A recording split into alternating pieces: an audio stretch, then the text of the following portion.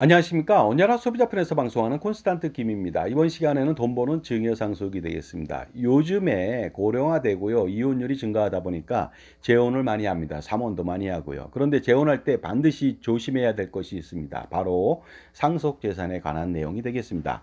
재혼하는 가정이 점점 늘 것으로 보입니다. 지금도 늘고 있고요. 이 현상은 이혼을 많이 하게 되기 때문에 저절로 발생하는 일이 아닌가 생각합니다. 그런데 재혼으로 인한 가정 불화와 상속 분쟁은 끊이지 않는다는 점도 이해하실 필요가 있겠죠. 재혼할 경우 재혼 배우자는요, 법정 배우자입니다. 그러다 보니까 상속 재산의 1.5 지분을 받을 수가 있는 것이죠. 여기서부터 상속 분쟁이 일어나게 됩니다. 그러면 전 배우자 자식이 한 명 있을 경우 상속 지분은요, 재혼함으로써 그 계모는요, 60%를 받게 됩니다. 따라서 배우자 상속 발생 시 상속 재산이 100억 원인 경우에 무려 60억 원을 계모가 받아갈 수가 있다는 것이 되겠습니다. 하지만 재혼 배우자 상속 발생 시 전 배우자 자식은 상속인이 아니기 때문에 상속 재산을 한 푼도 받을 수는 없겠죠. 재혼하면서 데려온 그 자식에 대해서 말씀드린 겁니다. 물론 이것도 어떻습니까? 백엔잎 송사를 통해서 어떻습니까? 입양하게 된다면 또한 골육상쟁을 넘어서 어떻습니까? 엄청난 재산 분쟁, 상속 분쟁을 피할 수는 없을 것 같습니다. 자, 그렇다고 해서요. 재혼 전 배우자를 만나기 전에 자기 친자식들한테 사전 증여를 해도 소용이 없습니다. 왜냐하면 이미 판결로 재혼 전 사전 증여 재산도 유류분 청구 대상이 된다고 판결했기 때문이죠. 그렇다면 유언을 통해서 전 재산을 자녀한테 상속해야 하지만 유류분으로 30억 원은요. 재혼 배우자한테 지급해야만 합니다. 만약에 상속재산이 100억 원이라면요. 60억 원의 50%인 30억 원은 절대 피할 수가 없습니다. 그러니까 30억 원은 아무리 유언을 통해서 친자식한테 100% 준다 하더라도 계모한테 줄 수밖에 없다는 것이 되겠습니다. 자녀한테 그런데 재산을 증여하지 않고 양도하는 경우 유류분에서 제외될 수는 있습니다. 그러나 자녀가 거액을 준비하기 어렵고요. 양도로 받은 재산 또한 부모님은요. 상속재산에 포함되기 때문에 엄발에 오줌 누기가 아닐 수가 없습니다. 따라서 그러니까 유류분을 피하려고 어떻습니까? 재산을 양도한다고 될 문제가 아니죠. 그리고 손자녀들한테 사전 증여하게 된다면 어느 정도 유류분을 피할 수는 있겠죠.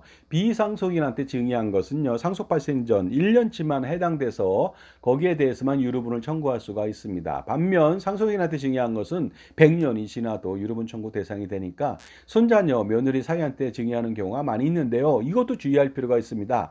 비록 2년 전에 증여하고 사망이 일어났다 하더라도 유류분 청구 대상이 안 되는 것은 아닙니다. 만약에 쌍방이 증여자와 수증자가 유류분 청구에 분명히 리스크가 유류분 청구 침해 사실이 있다는 걸 알면서도 증여했다면 이것은 마찬가지로 유류분 청구 대상이 되니까 주의할 필요가 있습니다. 그러다 보니까요, 이래저래 유류분이 발생하다 보니까 걱정이 아닐 수가 없겠죠. 그런데 더 큰 문제가 발생할 수가 있습니다. 바로 재혼 배우자한테 사전 증여를 한다든지 재혼 배우자의 직계비속을 양자로 드리는 경우가 되겠습니다. 이럴 경우 상속이 발생하게 된다면 상속재산 100억 원 중에서 7분의 3인 재혼 배우자의 계모의 몫이 될 수 있고요. 7분의 2는 양자 몫이 되니까 전 배우자 자녀는요. 고스란히 상속재산을 잃을 수밖에 없습니다. 무려 100억 원일 때 71억 원을 잃을 수가 있다는 것이죠. 하지만 더 큰 문제가 발생할 수가 있습니다. 바로 재혼한 경우 부모님이 있다면 부모님의 재산도 재혼 배우자가 상속받을 수 있다는 것이 되겠습니다. 만약 배우자가 먼저 사망하게 된다면 재혼 배우자는 대습상속인이 되기 때문에 그 배우자의 부모님이죠. 할아버지, 할머니의 상속재산을 바로 계모가 받을 수 있다는 것이 되겠습니다. 따라서 먼저 부친 상속 시 배우자 사망 시 선사망 자녀는 상속 재산이 100억 원이라면 60억 원은 재혼 배우자 계모한테 뺏기고요. 그다음에 모친 상속 발생 시에도 상속 재산이 100억 원이라면 동일하게 60%인 어떻습니까? 60억 원을 받게 되겠죠. 자, 그러다 보니까요. 이렇게 된다면 재혼 배우자는 배우자 상속으로 인해서 60억 원을 받고요. 그다음에 그 돌아가신 배우자의 부모님 있죠. 아버지, 어머니. 지금으로 말하자면 할아버지, 할머니가 되겠습니다. 그분들의 상속으로 인해서 120억 원, 총 180억 원을 받게 되는 그런 리스크에 처할 수 있다는 것이 되겠습니다. 그런데 더 큰 문제는 배우자가 사망했을 때 자녀가 없을 때가 되겠습니다. 이때는요, 재혼 배우자가 다시 혼인하지 않는 한 평생 대습 상속인이 되기 때문에 부모님의 전 재산을 다 상속받을 수가 있습니다. 그러니까 배우자 사망하고 나서 배우자의 시아버지, 시어머니, 장인, 장모님의 모든 재산까지 다 상속받을 수 있다는 것이 되겠습니다. 그렇다면 재혼하지 않는 것이 상책입니다. 하지만 재혼하지 않을 수 없는 상황도 발생하기 때문에 재산을 지키는 전략이 필요하겠죠. 이에는 유언장은 기본이고요.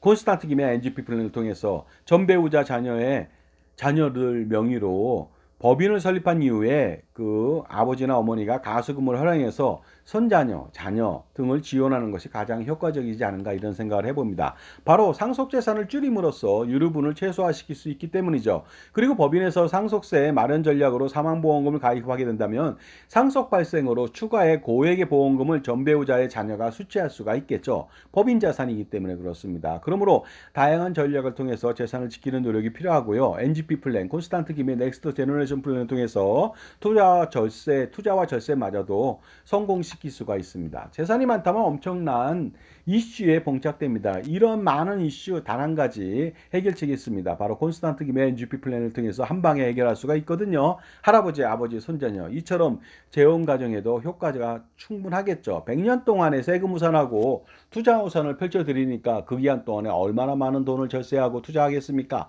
엄청난 금액이 아닐 수 없겠죠. 따라서 어떻습니까? 콘스탄트 김의 NGP 플랜을 실행 한번 해보시기 바랍니다. 그러려면 세미나에 참석해 보셔야 되겠죠. 2024년도 10월 4일 금요일 오후 2시, 10월 5일 토요일 오후 2시 각각 2번 하고요.